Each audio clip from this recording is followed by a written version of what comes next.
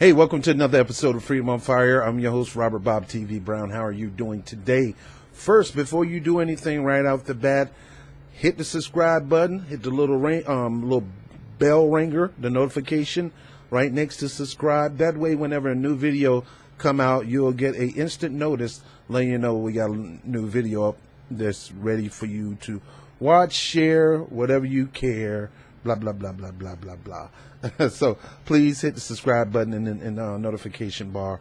I really appreciate it. Now, we're going to continue this path of breaking down Hillary Clinton's horrible, terrible, shameful, embarrassing, you need to go somewhere and stick your head in your behind interview with The View. And I'm ashamed of you ladies at The View. I know you want to have her on for ratings, but you and this pampering and falling for this victimized or this victim mentality of Hillary Clinton, where she always played a victim. If it wasn't for the different scandals that she was in, if it wasn't for her husband in scandals and her standing by her man, and I'm not Tommy wearing that, just standing by her man. Yes, you are. Yes, you are. Yes, you are. And all these different, scandals, you enabling her, and it's got to stop. And I'm not going to enable her, and I'm one black man that's not going to enable her anymore. The woman, the lady, the miss, the Secretary of State has lost her mind. She's gone, y'all. She's off in a tangent. She has lost her marbles. The witch is crazy, and she need to get some help. And why do I call her witch? Because anybody that sit there and let somebody undermine our democracy and cheat one of your own running in a race, whether they're independent or Democrat or not, they were running as a Democrat. They would have been nominated as the Democratic president, not the independent president. For you to sit there and let your buddies collude and scheme to push you to the nomination because you suck so bad that you need all the help that you can get, that makes you a witch. That makes you wicked. And you shouldn't be president. Trump shouldn't be president either. I don't say much about him, but it's just obvious. But my fight isn't just with Trump. My real issue is with Democrats that's on the side of Trump. And I got to call it out. So we're going to get right back into it. And so let's rock and roll. Let's go. When did you actually connect that point that you were not going to win? Election night. All right, here we go again. Let me bring my mic over here. Oh, man, here we go again. She actually said in her mouth that I really didn't know until that night. In other words, she was pretty much confident, arrogant, cocky, overly narcissistic that she was going to win that day. She just knew that I'm going to spank that behind, boy. I'm going to have me some Donald tonight. I'm going to be like Puffy. Take that, take that, take that, take that. She just knew she was going to win. She had no clue. There's not 1 ounce of doubt that she was going to lose. And you want to know why? Because she knew that she cheated her way to the primaries, and they propped up Donald Trump as WikiLeaks says the Pied Piper candidate, which means I'm easy to tear him down once we propped him up. And hopefully I can win in such a landslide that not only will I be the first woman to win the presidency of the United States, but I would win by a super majority landslide. She thought she was going to beat Trump and beat him bad. But as her book said, what happened is you, Hillary, is this elitist, again, spoiled brat. It's mine, it's my turn. Everybody going to do whatever they can to make sure I'm the president because I'm the lovable, I'm the golden one. Everybody loves me. So there got to be some reason. If I lose, there got to be some conniving, scheming plot to cause me to lose. There got to be a right-wing conspiracy going on. That's your favorite word, right-wing conspiracy. Oh no, I couldn't lose. You know, I won when I ran for ran for the Senate. I won by a supermajority, baby. You live in Westchester County. You ran in Westchester County. You didn't like to be known as the senator from Arkansas. It sounded too corny and country for you. You too dignified for that. No, you had to run in New York State. You didn't even run in New York City. You run outside of New York City in a place called Westchester County, not too far from where I live, where it's pretty much a small town in the north. And, of course, you're going to win because your name is Hillary Clinton. And, I mean, if you would have ran against a frog and a snake, you would have beat the frog and the snake. You know, if you would have ran against any competent person in that area, you'd have won because of the Clinton brand name at that time in New York City, in a place that's so easy to win. I could have ran and won that seat. My mama could have ran. My drunk uncle could have ran. My dog could have ran and won that seat. So this is what gets me about Hillary Clinton. I didn't think I was going to lose until election night when I found out I lost. You should never think you got something in the bag. Like I said, when you think you're winning, you better fight like you losing, and you didn't do that in this situation right here. Let's keep going. Was there something that happened?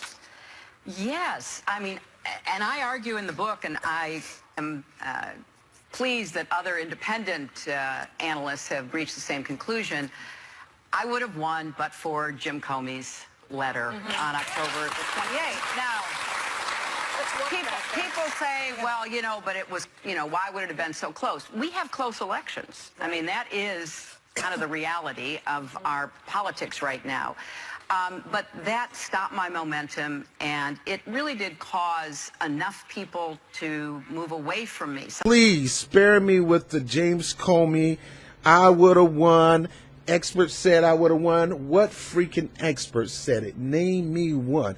And let me see how credible it is. Intelligent sources said, go take that intelligent source crap. Turn that sumbitch sideways and stick it straight up. You're getting it. Because it's a bunch of crap. Nobody's buying that but you. And you believe your lie. People will buy your lie now. People are not trusting you. They don't believe you. They know you as a bona fide liar. You try to smile in our face, look in our eye, and sell us a bunch of goods, and it's terrible. You're a liar. And that's why people turn away from you, because of the stuff you're doing right now. James Comey slapped you on the wrist. You were under investigation. Your butt should have stepped down. You should have stepped your butt down. But he did you a solid and said, we don't see no reason to indict her. There was every reason to indict your behind. He just decided to let you go. But had it been me or one of my boys in the hood, we would have been locked up in jail. But because of white, rich, political privilege, you get off. Let's get back to the video. James Comey. Really?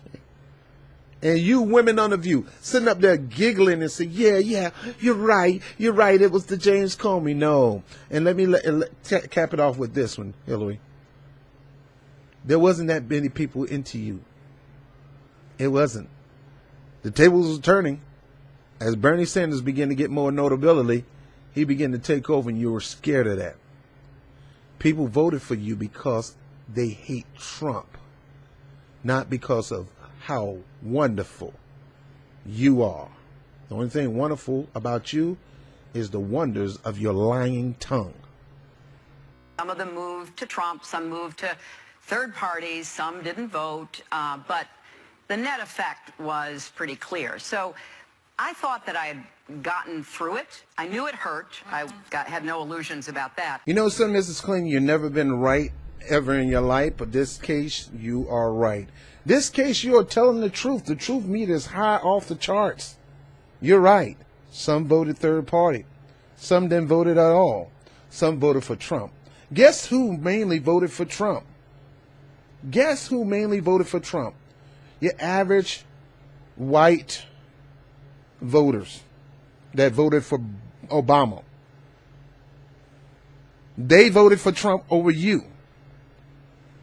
Average white man, you lost the white man vote and you lost the white woman vote.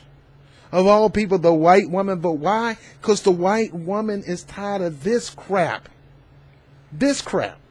The only people that really had your back, once again, is minorities. It's because they didn't know who Bernie Sanders really is and didn't know Bernie policy and didn't know how Bernie is committed to making the Democratic Party become a great party for people again, for working people, for middle class, lower class, and upper middle class people, and even the wealthy. But now black people are realizing that, and now blacks are heavily on the side of Bernie Sanders. And if you were to run again, you will lose that vote. They also know that you cheated Bernie Sanders.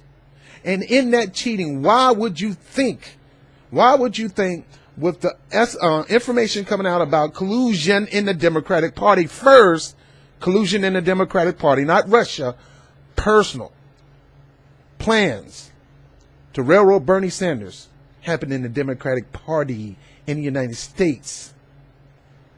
And when people got railroaded and when they worked their butt off to try to get Bernie Sanders elected and you stabbed them in the back, you would be a dumb idiot fool to think they're just going to forgive you and continue to support you and your party. So yes, they left and went vote third party. $13 million did a dim exit, and a lot of them guys didn't come back. But yet a lot of Bernie supporters went ahead and supported your butt anyway. Bernie himself turned his back on his supporters who was telling him to run third party, sat there listening to Jeff Weaver and listened to your behind, and went ahead and supported you anyway, and that's why you lost. Had he ran independent, you both would have lost. Majority of people that support Bernie Sanders are not Democrats. They're independents and some Republicans. And ain't no way they was going to vote for you, no matter how hard Bernie tried to convince them to do it. Now, you said we'll get to that point. So, come on. Madam Secretary, come on now. Come on. So, yes, it did hurt. And I bet it did.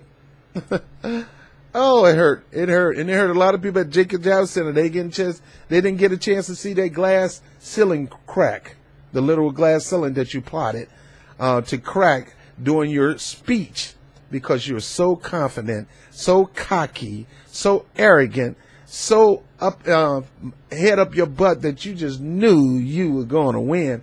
And because of that, you want to blame everybody, such as James Comey. No, it was you. It was you, and it was you. And this continuing to blame people is going to cause you to lose even more support. And I've come to the conclusion that Hillary Clinton just don't care. She don't care about her party. She lost, she went down, and she's trying to bring the whole party down with her. And I'm telling you guys, I'm not a Democrat, I'm an independent. I may vote for a couple of Democrats here and there, but the majority of the time, I probably not. Oh yeah, you're right. And a lot of people didn't vote. Why? Because we had two people who were under investigation that shouldn't have been running in the first place as our nominees. We had poop and crap running for office, and we didn't want none of it. And the third party candidates had a better plan and had a better vision than you ever had. But as you said, Joy, everybody, not just our analysis or our research, everybody was saying the same thing. Trump himself what you were going to win. His pollsters and because they were seeing the same information we were seeing. So it was a shock. I mean, I can't describe it any other way because what I thought was going to happen is it would be a close, hard-fought campaign, but I would win, and then I was really looking forward to and had thought a lot about what I would do. So, see, this clip really is funny to me because she said that, analysts just knew that I was going to win. I talked to every source, even and Joy Behar said, well, even Trump knew that he was going to lose. It's because of what was said in WikiLeaks. The whole plan was to set up the Pied Piper candidate.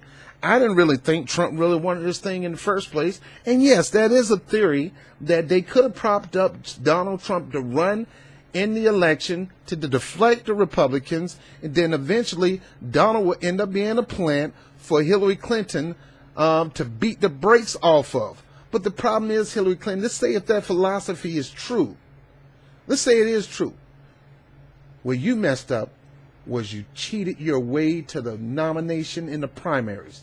Had you did it the right way and did propped him up as the Pied Piper candidate, you probably would have beat the brakes at him, because you probably would have won that election fair and square. But because you did not win the primary fair and square, because you colluded worse than Russia, Russia ain't got nothing on you, because you, the DNC, the Clinton machine, Debbie Wasserman Schultz, Nero Tandon, John Podesta, Robbie Mook, I can go on and on and on, because in the superdelegates that you somehow manipulated them,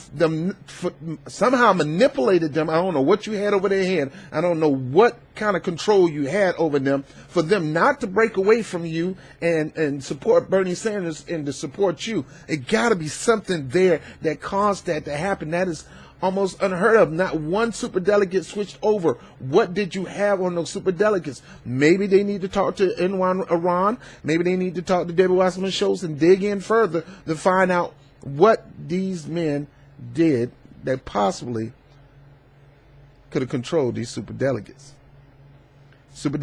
And then with the changing of the polling stations and the cutting the polling station and the long lines and the closed primary, all these ways you neglected the independents, you neglected the Republicans. You did not fight hard to win the independents' hearts. Bernie Sanders worked his butt off for you. So James Comey is not your problem. You're the problem. Your narcissistic attitude, thinking that you just was going to beat the brakes off Donald Trump and then realize that this thing was going to flip on you. And George Barry, you might be right. Donald Trump even didn't think he was going to win. He probably didn't.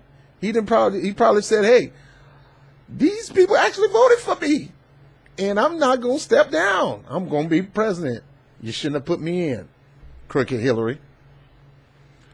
So let's say that philosophy is true. You the one propped them up to be the Pied Piper candidate. You the one that gave them, worked with the media consultants to give them all this free airtime, the free advertisement. You wouldn't dare work that for Bernie Sanders, but you'll work that for Trump to try to bring him up so that it can finally be you and him. And you thought in your mind that you was going to beat the brakes, but Donald Trump had you fooled.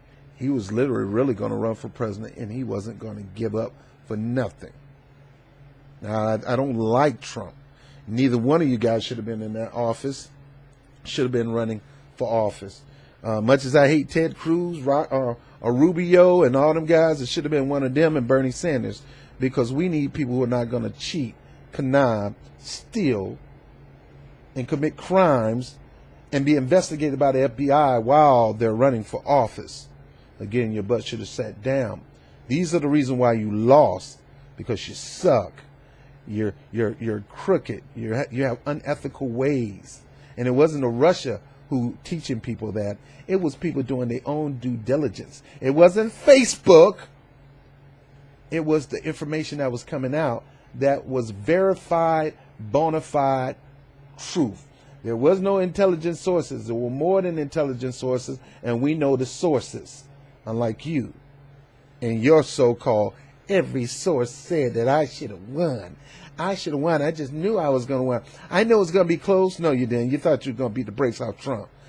That's why you're so hurt, and that's why you're so saddened. And you ought to be. Everybody still thinks that I absolutely suck. It wasn't until that night that it really hit me, when some of the results came in that were contrary to what we and everybody else thought. Did you cry? Did Bill cry? No, we didn't cry that night, let me put it that way, because, first of all, I say in the book, and I write really painfully about what happened that night, I felt like I had to be strong for my family and my friends and my supporters. And I hadn't spent any time thinking about a concession speech, so I had to write one and then go deliver it the next day. And it wasn't until that was over and Bill and I got into the back seat of, our car and began to drive that I just felt like, the adrenaline was just gone. I'm going to leave.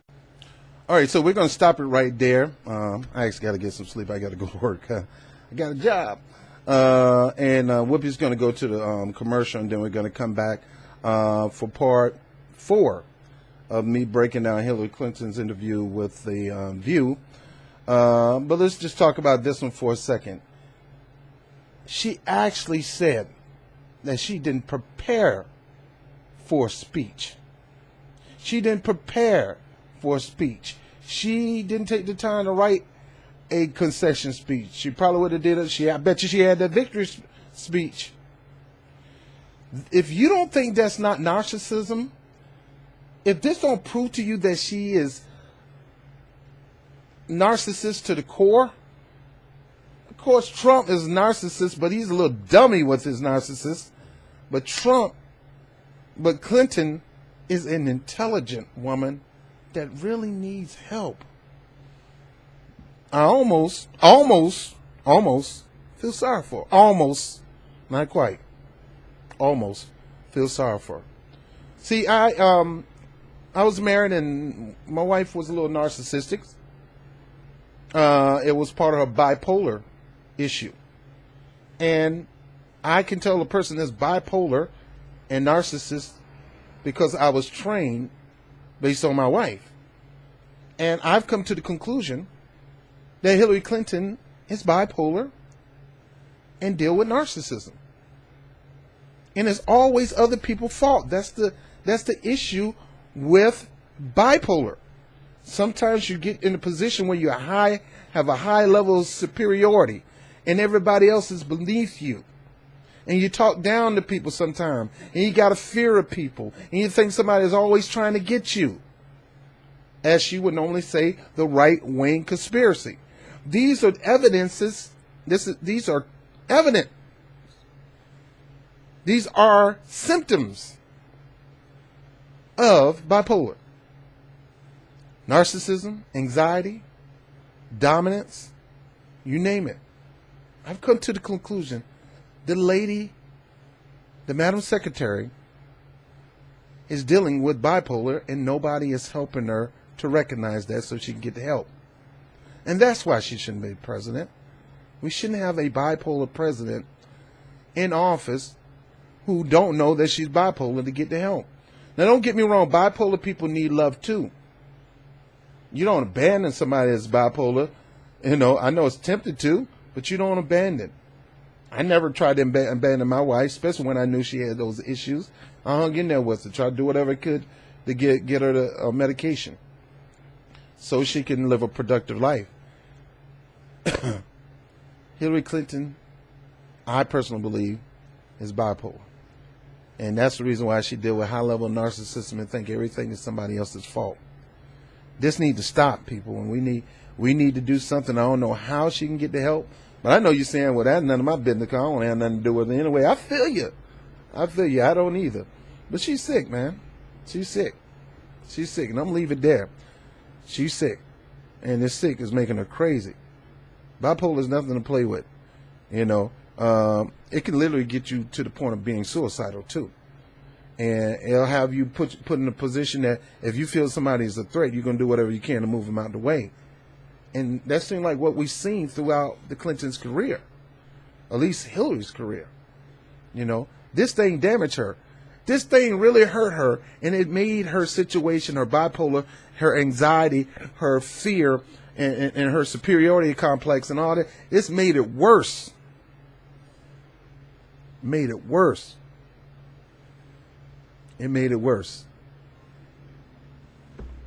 She needs to get some help. I keep telling you.